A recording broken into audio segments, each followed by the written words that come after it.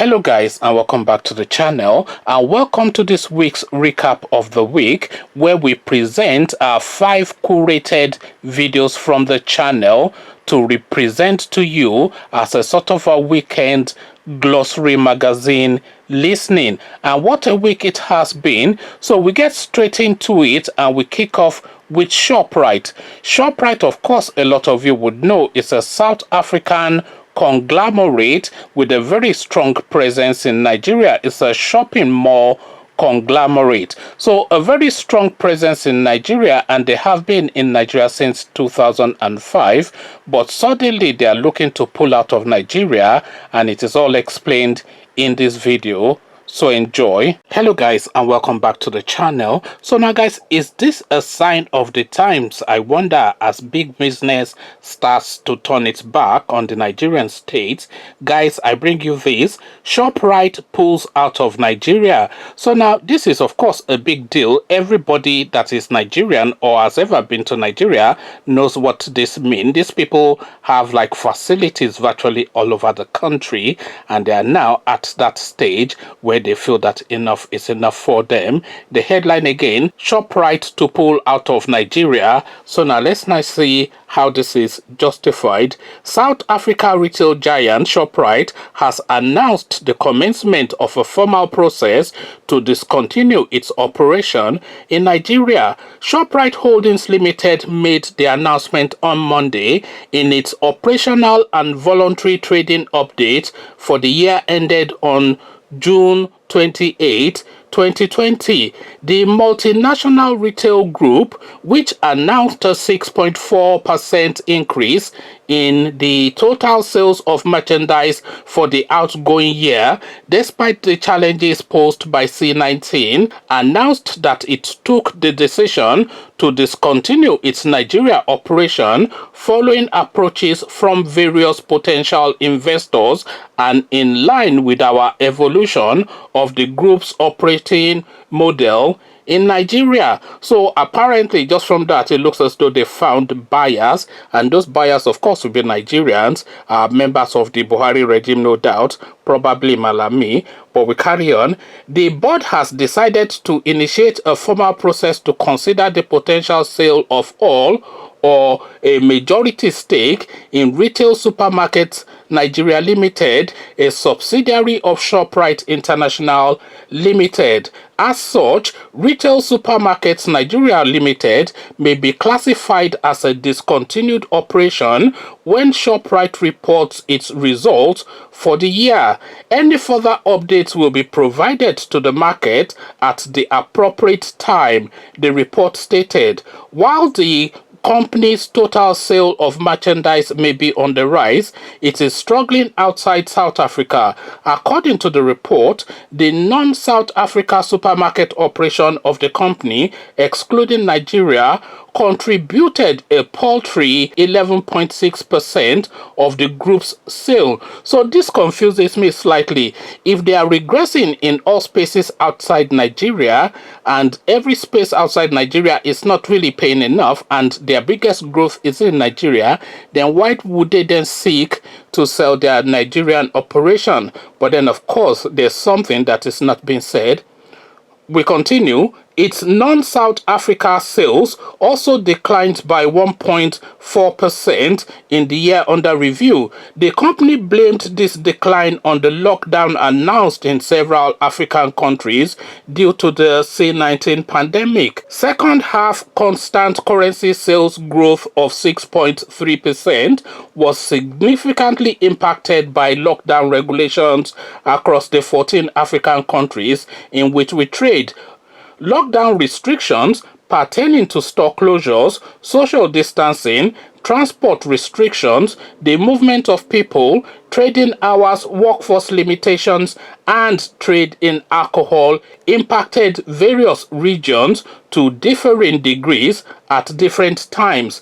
Shoprite opened its first store in Nigeria in December 2005 and now has a total of 26 stores across 8 states in the country, including the Federal Capital Territory, Abuja. The company also claimed to have employed more than 2,000 people in Nigeria, of which 99% of them are Nigerians. Shoprite also claimed to have built more relationships with over 300 Nigerian suppliers, small businesses, and farmers. So that is just the narrative of that. Shoprite seeking to pull out of Nigeria.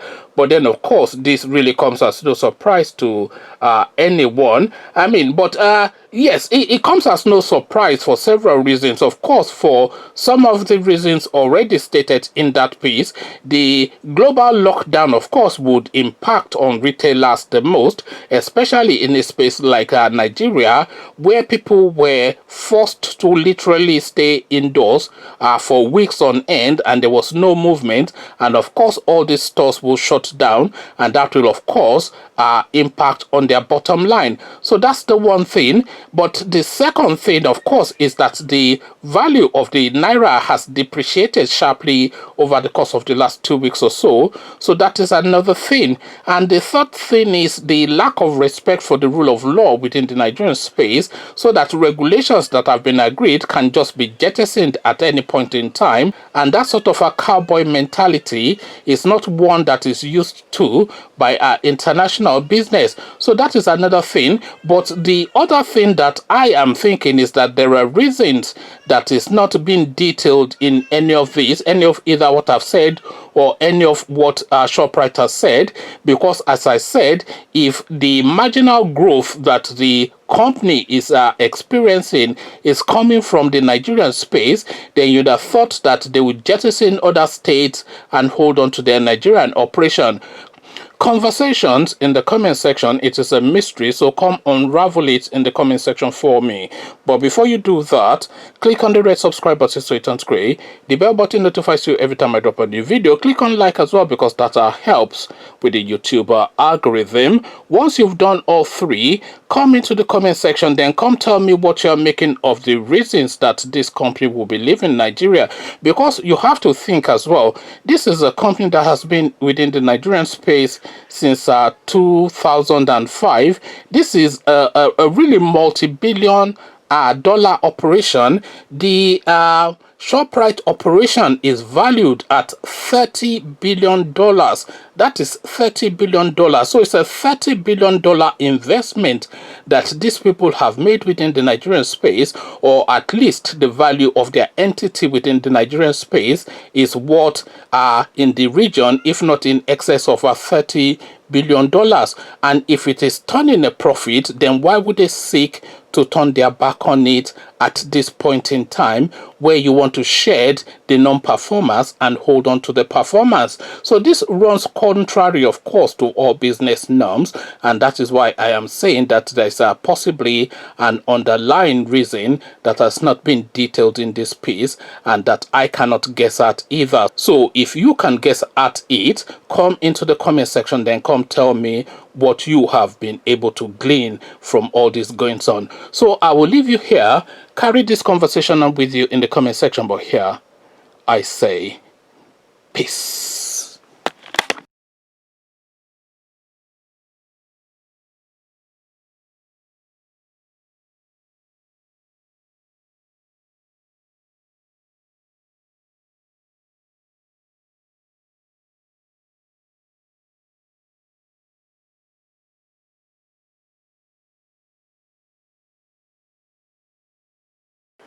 Hope you enjoyed that. So next we're going to the eastern quarters of Nigeria, and we're speaking especially to Ohanaeze Ndigbo and the IPOB movement. So the lead person of Ohanaeze Ndigbo, Chief Tinubu-Nwodo, is reaching out to the lead person of the IPOB movement, Nnamdi Kanu, and asking him to collaborate with him, because working together, he's explaining, is better than working independently.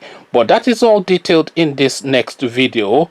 So enjoy. Hello guys, and welcome back to the channel. So now guys, an olive branch, if ever there was one, but will Nnamdi Kanu be intelligent enough to recognize and accept it? Guys, I bring you this: Ohanaeze, IPOB fighting the same cause, different approaches. So it is Nwodo saying this, of course, Nwodo being the lead person of the Ohanaeze Ndigbo, and he is now saying to Nnamdi Kanu and his band of merry men that, look, we're all on the same side, although we have different approaches. But as I said, would Nnamdi Kanu be intelligent enough to understand the way Chief Nwodo is reaching out to him? Again, the headline: Ohanaeze IPOB fighting same cause, different approaches. Headline attributed to Chief Nwodo. So now let's now see what the notable chief has to say. The President General of Igbo Apex Socio-Cultural Organization, Ohanaeze Ndigbo, Chief Tinubu-Nwodo, has called on the leader of indigenous people of Biafra, Nnamdi Kanu, to change his unfriendly attitude and instead build bridges for the Ndigbo in the country. Nwodo, in a statement on Wednesday by his special advisor on media and publicity, Chief Emeka Atama, said this when the leadership of IPOB visited the National Executive Committee of Ohanaeze at its monthly meeting on Tuesday. Nwodo was quoted as saying IPOB and Ohanaeze Ndigbo shared the same cause of fighting to emancipate Ndigbo, but added that Ohanaeze Ndigbo still believed in dialogue and the restructuring of the country. The Ohanaeze boss stressed that the group had no quarrel with Nnamdi Kanu, saying this latest development should be the opening of the door for mutual cooperation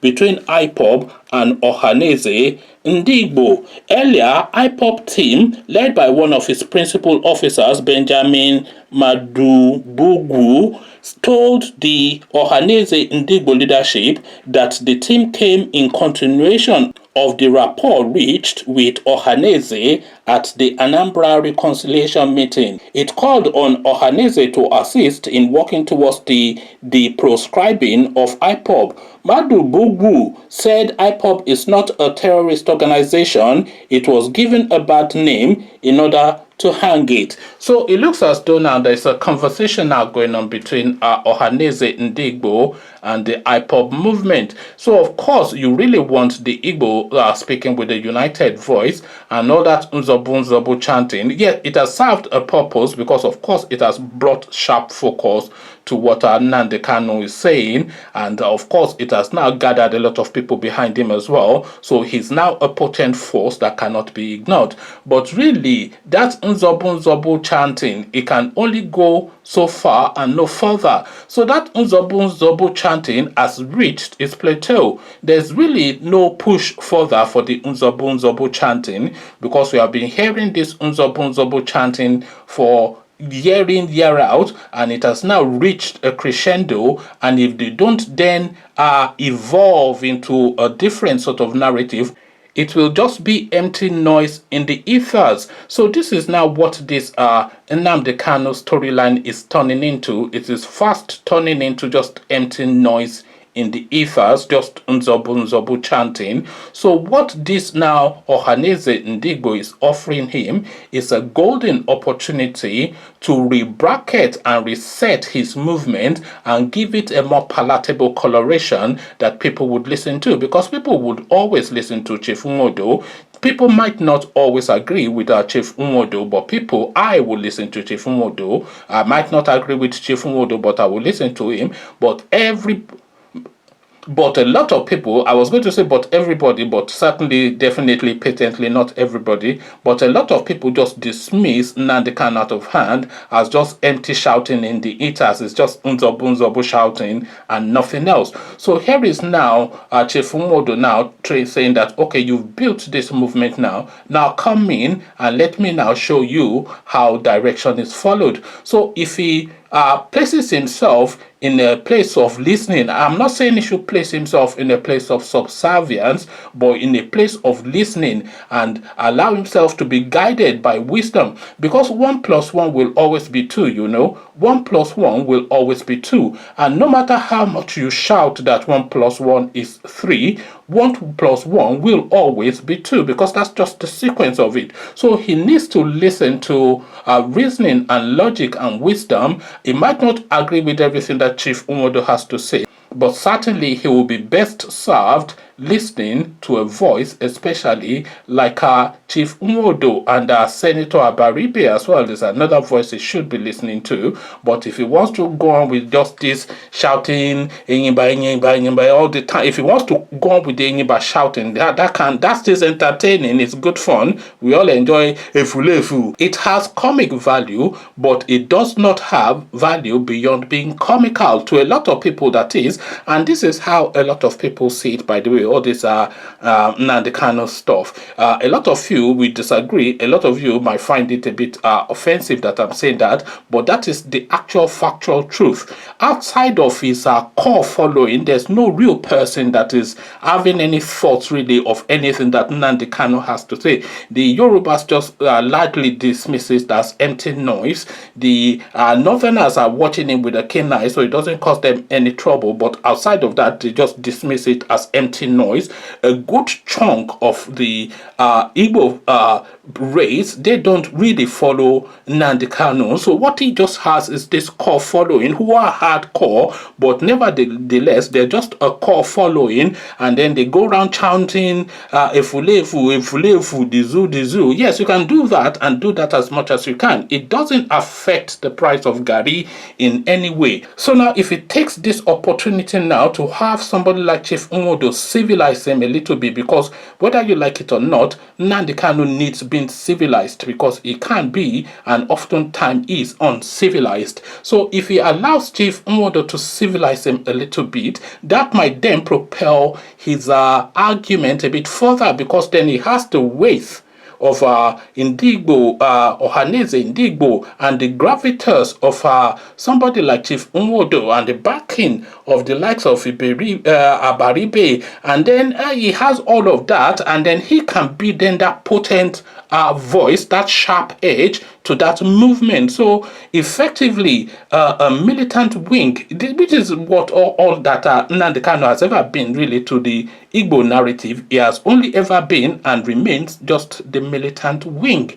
It's the militant wing, but now they want to bring him in and civilize him. But will he allow himself to be civilized is really the question. Conversations in the comment section, and please, no unzobu chanting in the comment section. I already get it that you think I'm an idiot, all this kind of the usual. Leave the usual unzobu chanting and let's have an intelligent conversation about this going on with Nnamdi Kanu, because he has plateaued as far as I am concerned. He has reached the peak of all that is chanting can if he doesn't then take this golden leaf that is being offered him by Chief Nwodo, then that will be a foolish move on his part. Conversations in the comment section. Come share thoughts. But before you come join me in the comment section, click on the red subscribe button so it turns gray. Click on the bell button as well. That notifies you every time I drop a new video. Click on like as well, because that helps with the YouTube algorithm. Then come join me in the comment section. Come tell me what you are making of this offer now that is being made to Nnamdi Kanu by Chief Nwodo. So I leave you here. Carry this conversation on with you in the comment section. But here I say peace.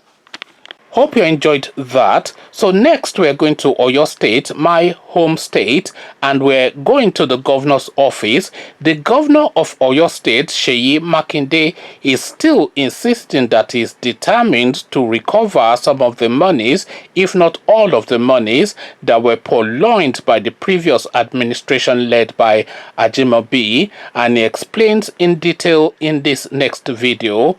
So enjoy. Hello guys, and welcome back to the channel. So now guys, for those of you who grew up watching American Western movies as I did, then you will be familiar with the term dead or alive. So when the sheriff of a town goes to the local saloon and nails a poster with the face of a person saying this guy is wanted dead or alive, then you know for certain that that person on that poster is in all manner of trouble.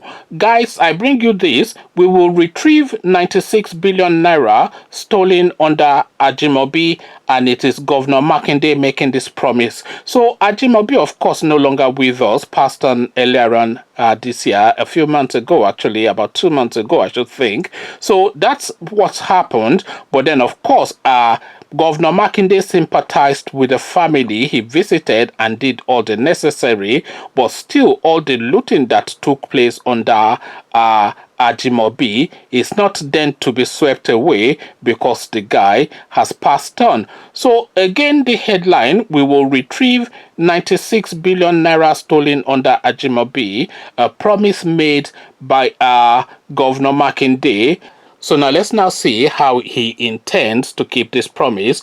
Governor Seyi Makinde of Oyo State has promised to retrieve the 96 billion naira allegedly stolen during his predecessor, late Abiola Ajimobi's administration. The governor, who made the promise at an event to kick off the construction of the 21-kilometer Ajia Airport New Ife Express Road in Ajia town, said the retrieved funds will be used to develop the state's infrastructure. He also addressed the criticism his administration has faced since announcing that they will be issuing a 100 million naira bond.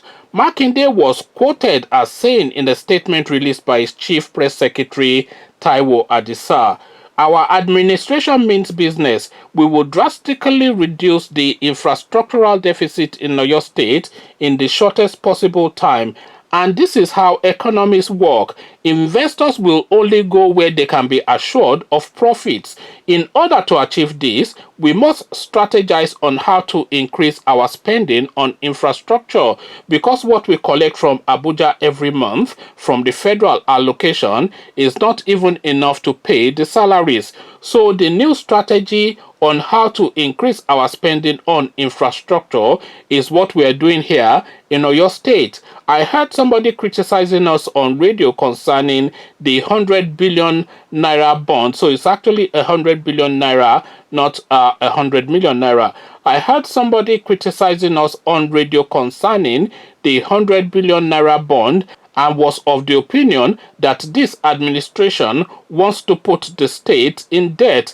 I think our people need to start telling them that Governor Makinde is not like that. For the period of 8 years they spent in office, they were only preoccupied on how to corner $1 billion a month into their private pockets every day they went to the office. They spent 96 months in office. That means they have Oyo State's 96 billion with them. We will retrieve every fund that belongs to Oyo people for the purpose of infrastructure development. So tell them that the Economic and Financial Crimes Commission of Oyo State is coming for them. I want to assure you that we will retrieve the stolen money of the state from them and use the money to build infrastructures like this. So this is I think this is actually in response to a position that was taken by the opposition party mocking at Seyi Makinde. But then of course, if you look at some of the, because I've done several videos on this Ajimobi chap, and if you look at some of the lives that is living, all these multi-million properties in the United States that was uncovered, all these vast estates in choice places within Oyo State that has been uncovered. So all this wealth and riches that have been uncovered that this guy acquired within the 8 years that he was in office, of course proceeds of corruption. There can be no other explanation other than that. When somebody is acquiring such suddenly vast, huge fortunes, when they come into power within the Nigerian state, you don't have to think too hard, or you don't have to be Sherlock Holmes to be the detective that uncovers how he came about the money. It's all looted funds. We are seeing it with Malami, the Attorney General. We've seen it with Mago. We see it with all of them. So some of these monies now, Seyi Makinde is promising to recover. But then I always wonder how recoverable some of these monies are, because a lot of these monies would have been moved out of the country, would have been given to third parties, would have been hidden under so many companies to buy assets. So a lot of these monies would have disappeared. So really, if they are able to even get 30-40% of it back, then they are doing very well, because a lot of these monies, as I said, would have been disappeared. Like I said, for instance, Ajimobi was buying all these properties all over America. We did a video on one on this channel a few weeks ago. So all of that money is almost impossible to recover it, but recover he must attempt, and he's making that promise to the Oyo State people. Conversations in the comment section. 96 billion naira is what Seyi Makinde is promising to recover from Ajimobi. What says you? Is this just political posturing, or do you think this guy has the sagacity and the bravity and the work that needs to be put in to recover these monies? Come share thoughts, but before you do that, click on the red subscribe button so it turns gray. The bell button notifies you every time I drop a new video. Click on like as well, because that helps with the YouTube algorithm. Once you've done all three, come then join me in the comment section. Hope you enjoyed that. So next we go to the Nigerian space, and we're talking about the 2023 presidency, a recurring decimal in politicking within the Nigerian space. So now El-Rufai, one of the lead names that's been bandied about regarding the 2023 presidency, is now ceding that space to the southern region, and that is all detailed in this video. So enjoy. Hello guys, and welcome back to the channel. So now guys, I would like you to bear this name in mind before we get into the video. So the name is Yar'Adua. So bear that name in mind as guys I bring you this. Presidency should return to the South in 2023.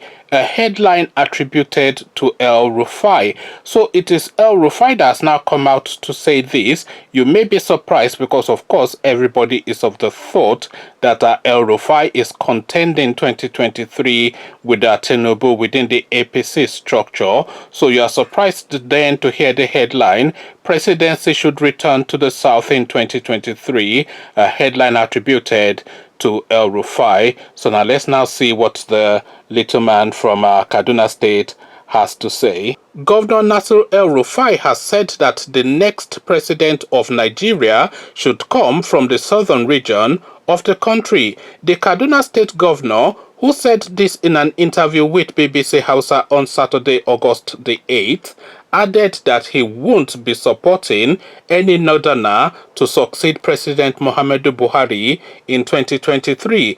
El-Rufai further stated that though the idea of rotating the presidency may not be constitutional, it is based on the country's political arrangement. So this is what he said. In Nigerian politics, there is a system of rotation in which everyone agrees that if the North rules for 8 years, the South will rule for 8 years. That is why I came out and said that after President Buhari has been in office for 8 years, no northerner should run for office. Let the southerners also have 8 years.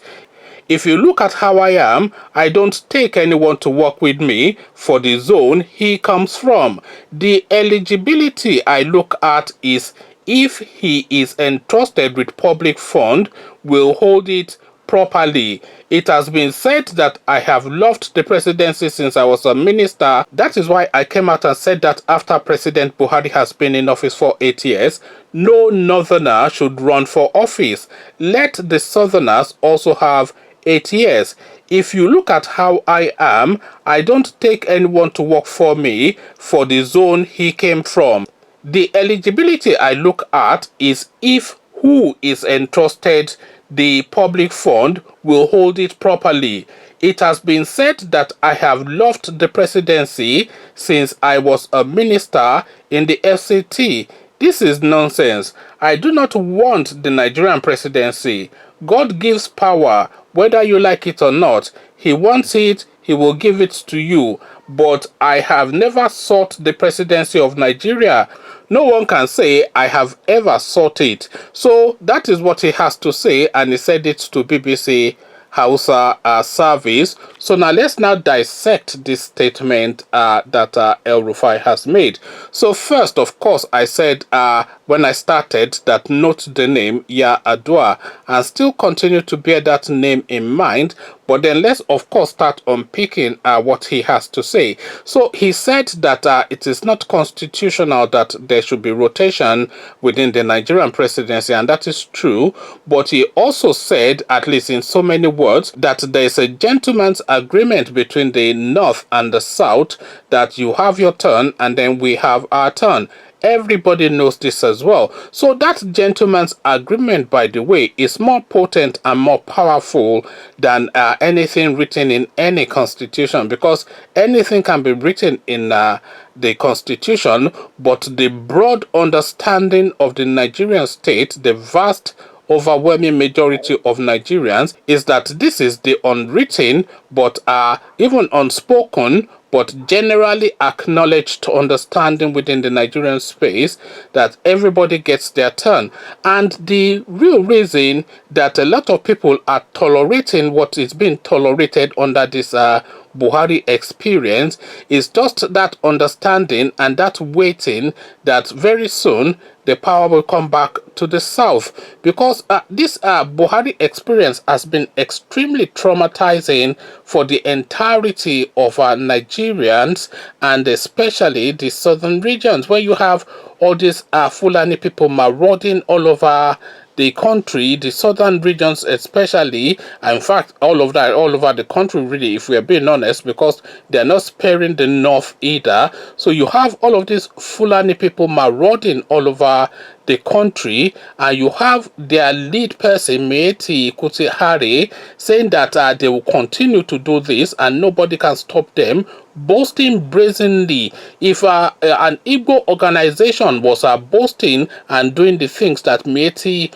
Kuti-Hari is doing in Nigeria, they would have been completely decimated. But then, of course, this is what these people are doing, and they are doing it sitting comfortably in quarters in Aso Rock. So this is what a lot of people are enduring, and the reason why people are enduring it is because, of course, they just have that understanding and that waiting that very soon this guy will be out of there and Southerner would replace him. So this is the broad belief. So if this now changes in 2023, it will be very difficult to push it through, because if the Southerner does not become the president in 2023, then from that moment onwards, the southern regions can then have that clear understanding that there is subjugated people within the Nigerian space. So if they have that understanding that there are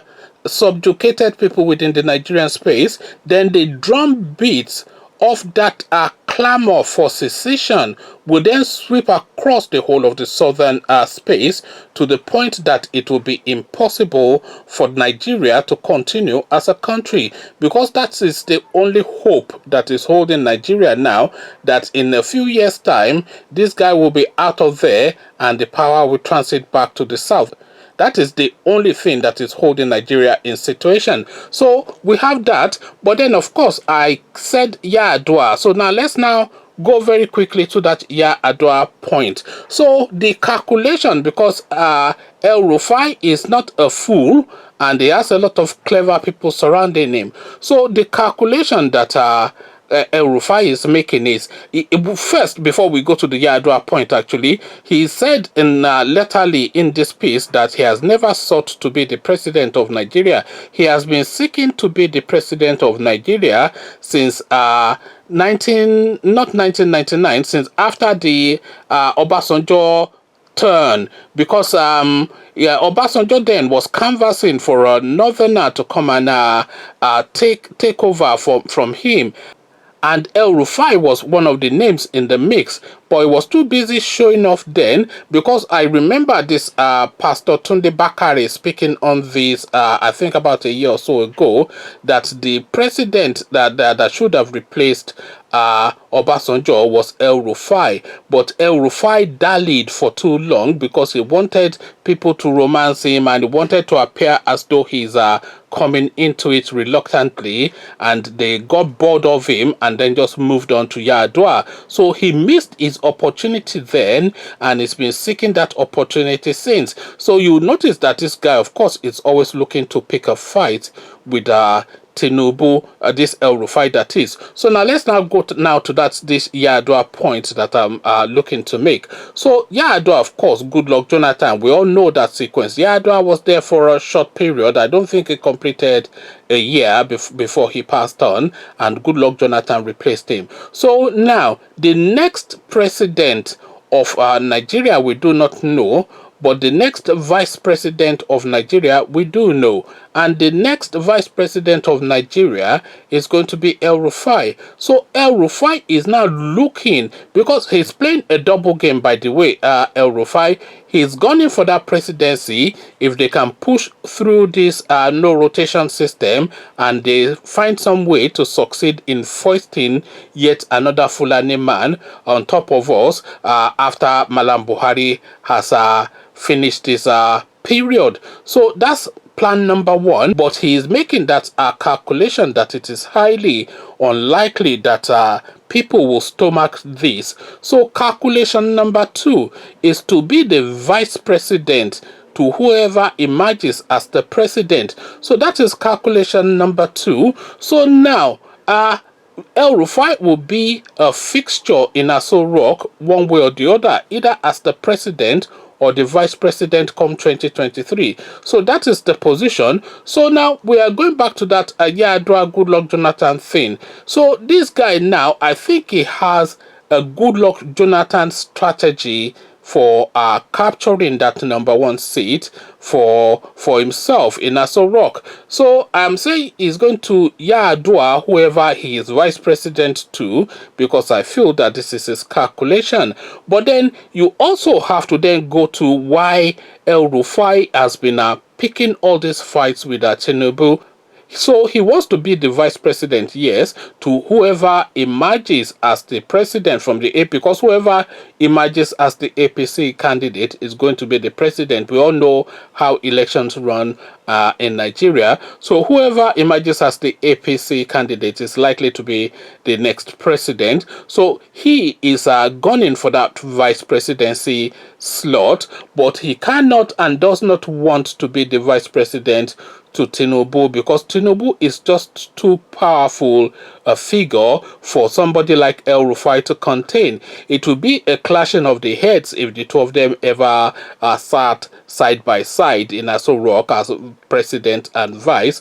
That is one. And then two, he would not be able to play his tricks on Tinubu, because Tinubu, of course, invented all of the tricks in the Nigerian political scene. So Tinubu is just too sharp, too advanced, and too well connected for El Rufai to contain. So what he is looking is to get Tinubu out of the way and get somebody else to replace him, somebody that is more pliable, somebody that is more malleable, somebody that is a lot more meek than Tinubu. Of course, whoever emerges as the Nigerian president is unlikely to be a meek person, but certainly somebody that is not as potent as Tinubu. So if he succeeds in doing this, then of course he can just Yar'Adua the person and capture that seat for himself. This is my own estimation, and this is just my interpretation of how this guy is positioning himself within the Nigerian landscape. So come share your opinion and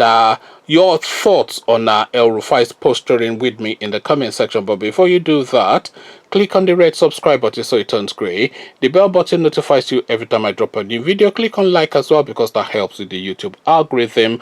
Once you've done all three, come into the comment section, then come tell me what you're making of this statement now that El Rufai has given to BBC Hausa. So I'll leave you here. Carry this conversation on with you in the comment section, but here I say peace. Hope you enjoyed that. So now, finally, we're still staying with the presidency and we're still staying with the northern region, but this time around we're going to Kanu-Daura, Malam Buhari's nephew. He has his own opinions on this rotation system that the Nigerian presidency is using to pass the presidency back and forth between the north and the south. He feels that the time is now up on that rotation formula, and he explains it all in this video, so enjoy.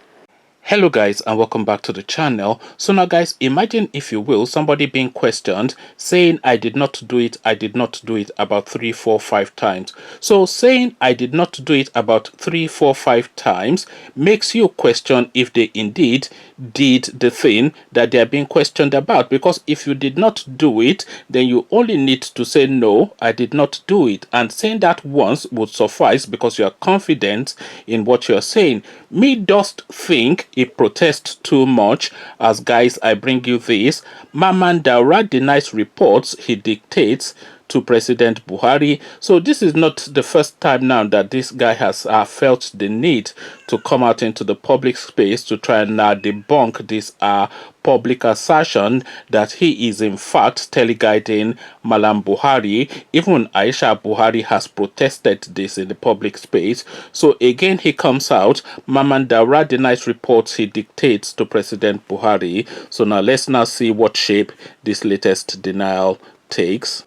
One of the close associates of President Buhari, Kanu-Daura, has denied claims he dictates to President Buhari on how to preside over the affairs of the country. Since President Buhari assumed office in 2015, there have been reports that Daura is a strong member of the alleged cabal that controls the Buhari-led administration and dictates to the president. However, in an interview with BBC Hausa today, Tuesday, July the 28th, Daura said he only advises President Buhari but does not impose his thoughts on the president. When asked about his relationship with President Buhari, he said President Buhari is his uncle. My father was their mother's firstborn. When reminded that people had said he and Buhari grew up together and had always been together, he said yes, it is true.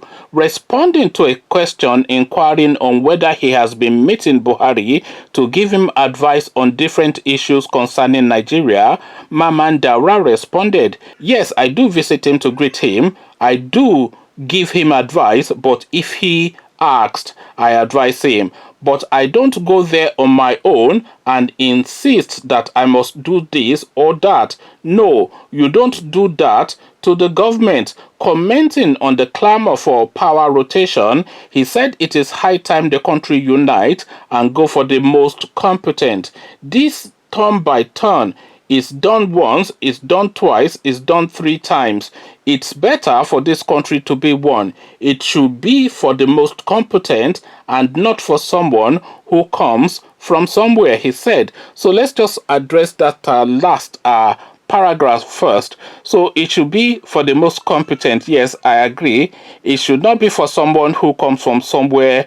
I agree with that as well. But let us do that after the Southerners have had their turn. So after we have had a Yoruba president from 2023 for 8 years, so when it's now the turn of the Northerners, we can then adopt this policy now that is suggesting that it is the most competent person that should be in position, that should run, that should be in charge of the country. So it is very easy to say this, of course, when you hold the reins of power and you don't want to let it go. But then, of course, when the reins of powers are on the other side, then of course the clamor for that power rotation is most fervent. So now let's have a Yoruba or a Southerner president from 2023 for 8 years, and then let us then hear from him his thoughts as to the most competent person being in charge of the Nigerian state. So we address that,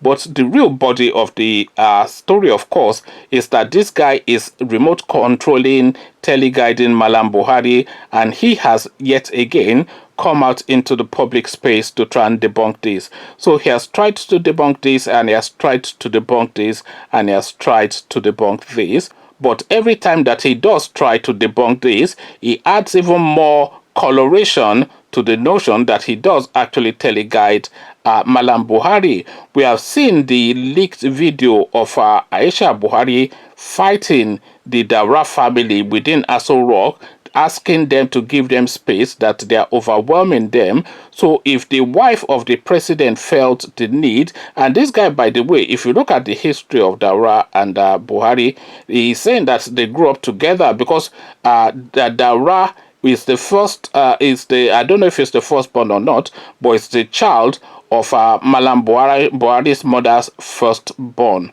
So Daura is the son of Malam Buhari's mother's firstborn, and Malam Buhari is the lastborn of Malam Buhari's mother. So their age is quite similar. So in effect, Malam Buhari is an uncle to Maman Daura, but then of course they grew up together because their age was quite similar, and they of course come from one extended family, from the same extended family. So they grew up together. So he has the ears of this guy, he has the understanding of this guy, and he has the manipulation of this guy, and he has been using that and using that to the point that this guy being Malam Buhari, to the point that this guy's wife felt the need to push him back and say, step back, because you are overwhelming us. So if Aisha Buhari felt the need to tell Maman Daura and his family to step back because they were overwhelming her within her own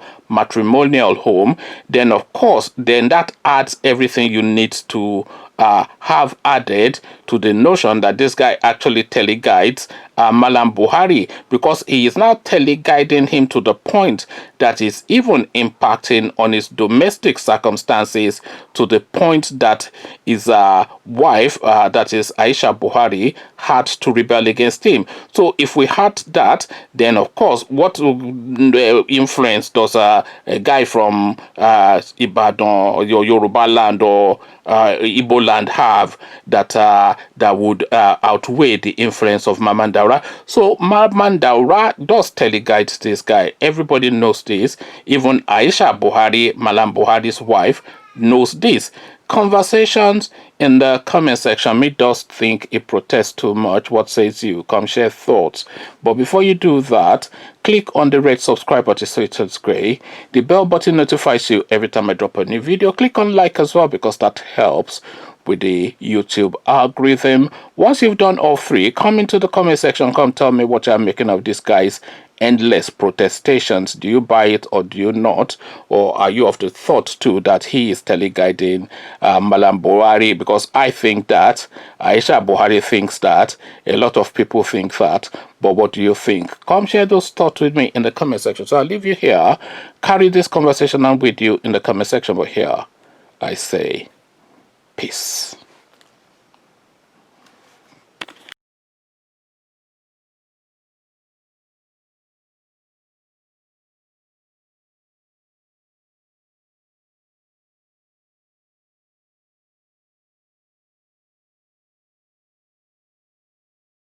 Hope you enjoyed that. So those are the 5 videos for this week. I hope they met with your liking. So now, come into the comment section. Come tell me what you're making of either the videos individually or collectively.